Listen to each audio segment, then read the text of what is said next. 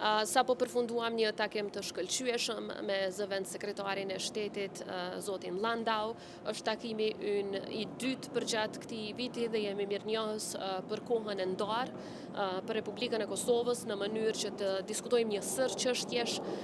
nga bashkëpunimi ynë i afërt në temat të paqes së sigurisë e deri tek temat e bashkëpunimit ekonomik dhe integrimit euroatlantik të vendit tonë. Ja shpreha falenderimet e popullit të Kosovës për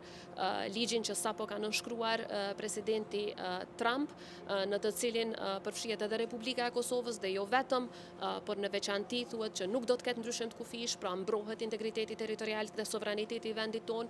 qartësohet se dialogu me Serbinë duhet të bazohet në njohje reciproke për krahët antarësimi në NATO si dhe investimet strategjike në fushën e ekonomisë. Diskutuam edhe për një sër çështjesh tjera për të cilat është e domosdoshme që të kemi koordinim të plotë dhe të vazhdueshëm me Shtetet e Bashkuara të Amerikës si aleati ynë më i rëndësishëm strategjik dhe në të njëjtën kohë hapat përpara dhe veprimet që duhet t'i ndërmarrim në mënyrë që dialogu strategjik me Shtetet e Bashkuara të Amerikës të rikthehet. Natyrisht që ne kemi besim të plotë në administratën Trump dhe jemi ndër shtetet e para që kemi përkrahur një sër veprimesh të ndërmarra nga presidenti Trump, kontributi të cilit për paqen dhe stabilitetin